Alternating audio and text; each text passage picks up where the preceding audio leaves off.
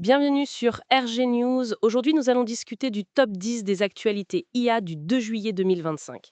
Le monde de l'IA et de l'IT, ça évolue à une vitesse folle, hein. Rester informé, c'est devenu essentiel. Ah oui, tout à fait. Et les nouvelles d'hier, elles montrent bien cette effervescence. On a de tout, hein. Des avancées technologiques, des batailles au tribunal, des nouveaux risques cyber, mais aussi des initiatives open source, des questions éthiques. C'est un paysage très contrasté. Effectivement. Alors, plongeons direct dedans. Première actu, Google lance son mode IA dans Search aux États-Unis. Alors, simple mise à jour ou révolution en vue pour le web? Bah, c'est bien plus qu'une simple mise à jour, hein. Là, Google, ils transforment vraiment leur moteur de recherche. L'idée, c'est de passer d'une liste de liens à un moteur de réponse et même d'action. D'action, c'est-à-dire. Oui, grâce à leur nouveau modèle, Gemini 2.5, ils peuvent décomposer des requêtes très complexes, ce qu'ils appellent le query fan-out. Donc, au lieu de juste donner des liens, l'IA va essayer de synthétiser l'info, de répondre directement, voire de proposer des actions. D'accord. Et l'impact sur les sites web alors? Parce que si Google répond directement. Exactement, c'est là le nœud du problème. SEMrush a sorti une étude assez parlante. Ils observent que seulement 54% des résultats fournis par ce mode IA recoupent les liens organiques traditionnels. 54%. Ah oui, c'est peu. Ça veut dire que presque la moitié des infos IA ne renvoient pas vers les sites classiques. C'est ça. Donc, la question de la visibilité des sites web, de leur trafic, elle est posée de manière assez brutale. Et derrière, c'est toute la question de l'avenir du web ouvert qui est en jeu. Est-ce qu'on va vers un web où l'info est centralisée par quelques IA ou... Ouais, une question énorme. On passe du numérique au juridique maintenant. Un verdict qui a fait du bruit au Royaume-Uni à Lyon. Getty l'image contre Stability AI. Quelles sont les conséquences pour les IA qui génèrent des images? Alors là, c'est un jugement historique, oui. Un vrai tournant. Stability AI a été jugé responsable. Le point clé, c'est la reconnaissance de la contrefaçon secondaire. Contrefaçon secondaire, qu'est-ce que c'est exactement? Mais en gros, le tribunal a estimé que même si l'entraînement initial a eu lieu ailleurs, le simple fait de distribuer le modèle, de le rendre accessible au Royaume-Uni, constituait une contrefaçon des images de Getty utilisées pour l'entraînement. Et l'argument du fair dealing, l'équivalent britannique du fair use, a été rejeté. D'accord. Et donc, concrètement, ça change quoi maintenant? Ça change beaucoup de choses. Euh, Ça valide l'idée que le droit d'auteur s'applique même face au scrapping massif de données pour entraîner les IA. Les entreprises qui développent ces modèles vont peut-être devoir négocier des licences avec les détenteurs de droits comme Getty. Ce qui pourrait coûter cher? Exactement. Et ça pourrait fragiliser surtout les startups qui n'ont pas les mêmes moyens que les géants et aussi certains projets open source qui se basent sur des données, disons, collectées largement. Ça pose la question du coût de l'innovation et de l'accès aux données. C'est un vrai débat. Un débat qui ne fait que commencer, j'imagine. On reste dans les aspects, disons, moins réjouissants de l'IA. Il y a eu la confirmation d'une cyberattaque augmentée par l'IA contre Ahold Delhaize. De quoi s'agit-il? Oui, on se souvient de cette attaque fin 2024 qui avait touché 2,2 millions de clients. Eh bien, la confirmation est tombée. Elle était bien IAfiée, comme on dit. L'IA a été utilisée à plusieurs niveaux. Comment ça? D'abord, pour du phishing, c'est du phishing par téléphone, mais en version hyper réaliste. L'IA a généré des voix synthétiques quasiment parfaites pour tromper des employés et obtenir des accès. Ensuite, elle a servi à créer du malware dit polymorphique, type Black Matter. Polymorphique. Ouais. C'est-à-dire qu'il change tout le temps. C'est ça. Le code malveillant mute constamment pour échapper aux antivirus et aux systèmes de détection classiques. Et enfin, l'IA a permis de cibler très précisément les données les plus sensibles à exfiltrer pour maximiser l'impact. Ça rend les défenses traditionnelles beaucoup moins efficaces, quoi. Ça montre une escalade dans la menace cyber, clairement. Mais heureusement, l'IA, ce n'est pas que ça. Il y a aussi des nouvelles très positives, comme cette découverte incroyable, la Celdrine, un super antibiotique conçu par une IA. Ah oui, la telrodine, c'est une bouffée d'oxygène. C'est une IA générative qui a conçu une toute nouvelle classe d'antibiotiques, capable de s'attaquer aux bactéries multirésistantes, un fléau mondial. Et ce qui est fou, c'est la vitesse, non? Exactement. Le développement a pris 18 mois. 18 mois, quand on sait qu'en temps normal, découvrir et développer un nouvel antibiotique, ça prend plus de 10 ans, voire 15. C'est une accélération phénoménale. Et comment il fonctionne, ce nouvel antibiotique? Il a un mécanisme d'action double, ce qui est très malin. Il attaque à la fois la membrane de la bactérie et sa capacité à répliquer son ADN. Ça le rend potentiellement très efficace contre des souches qui avaient développé des résistances aux antibiotiques classiques. C'est un espoir immense face à la crise de l'antibiorésistance. Adaptation à grande échelle. Les essais cliniques, les questions de production, de sécurité, et aussi, très important, la question de l'accès équitable à ce type de médicaments. Mais la percée technologique est là, c'est indéniable. Restons en Europe, avec l'AI Act, le règlement sur l'IA. Les échéances approchent, notamment pour la classification des systèmes en août 2025.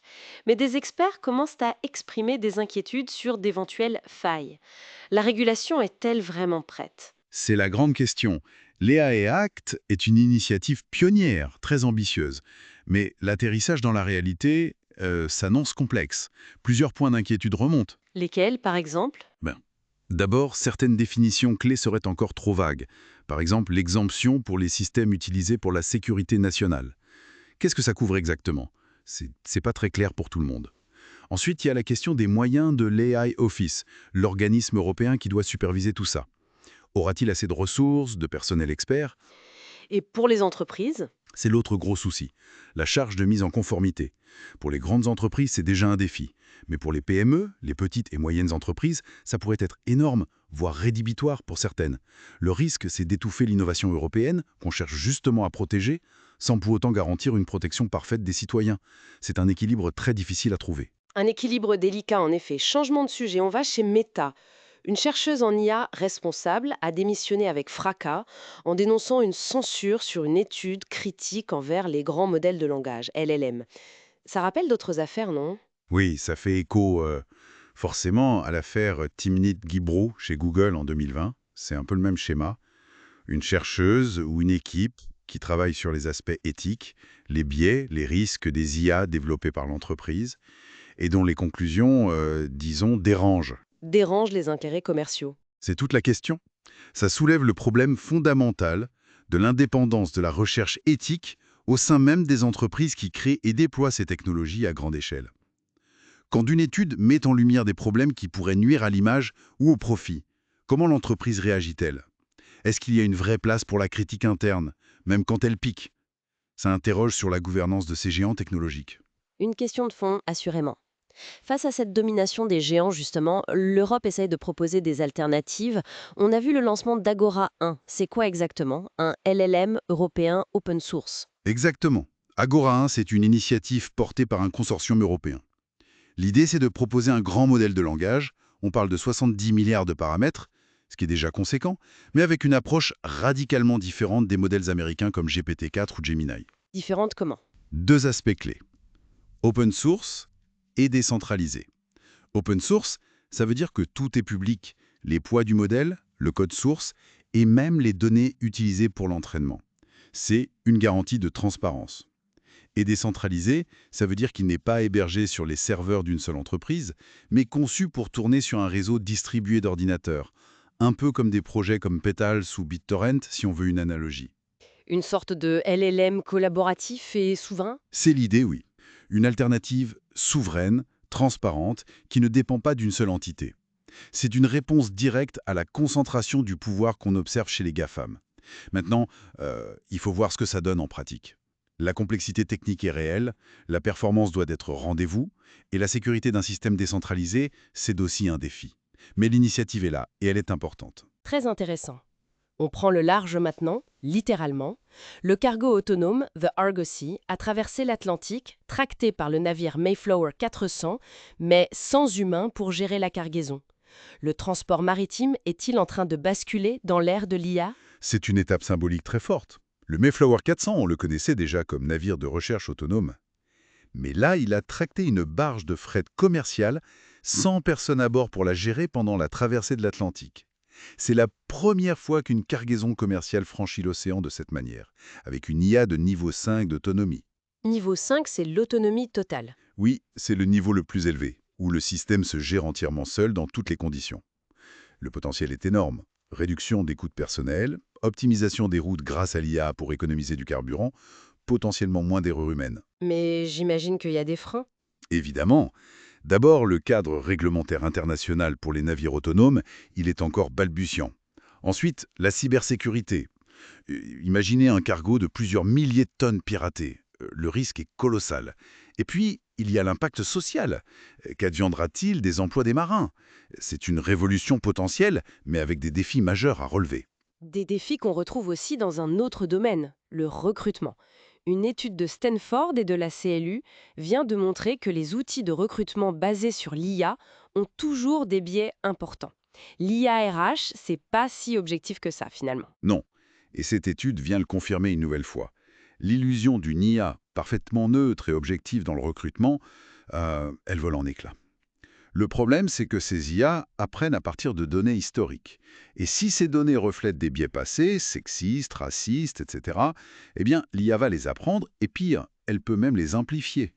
Même les outils récents, hein. Oui, même les outils récents, parfois les biais ne sont pas directs. L'IA utilise ce qu'on appelle des proxys, des variables de substitution. Par exemple, elle pourrait défavoriser des candidats ayant fréquenté certaines écoles ou habitant certains quartiers, ce qui revient indirectement à discriminer sur l'origine sociale ou ethnique sans le dire. Et les AI Act européens, il dit quoi là-dessus? Il classe ces systèmes de recrutement par IA dans la catégorie haut risque, ce qui implique des obligations très strictes en termes de transparence, de supervision humaine, d'évaluation des biais. Les entreprises qui utilisent ces outils prennent donc des risques juridiques et éthiques importants si elles ne sont pas extrêmement vigilantes. Vigilance, c'est le maître mot aussi pour notre dernière actualité. Une cyberattaque d'envergure chez Airbank Alliance. Les données de 15 millions de clients exposées. Et la faille venait. D'un fournisseur piratinsa. Exactement. C'est une attaque par la chaîne d'approvisionnement logiciel, un scénario malheureusement de plus en plus fréquent. L'attaque, attribuée au groupe Scatter de Spyler, a ciblé un fournisseur de logiciels CRM, un outil de gestion de la relation client utilisé par la banque. En compromettant ce fournisseur, les attaquants ont pu accéder aux données de la banque. C'est le maillon faible, en quelque sorte. Dépend de plus en plus de la sécurité de ses partenaires, de ses fournisseurs de logiciels, de services cloud. C'est une surface d'attaque beaucoup plus large et complexe à gérer. Et ça renforce l'importance de régulations comme DORA, non? Absolument. DORA, c'est le règlement européen sur la résilience opérationnelle numérique du secteur financier. Il met justement l'accent sur la gestion des risques liés aux tiers, aux prestateurs informatiques. Cette affaire chez Eurobank Alliance montre à quel point cette réglementation est nécessaire et pourquoi les entreprises doivent vraiment renforcer leur vigilance sur toute leur chaîne d'approvisionnement numérique. Bon, si on essaie de résumer un peu ce tour d'horizon, en 10 points, on voit une IA qui devient omniprésente, c'est clair, capable de prouesses incroyables, comme la Téléridin qui donne un espoir fou, mais en même temps, porteuse de défis vraiment complexes. Oui, c'est ça.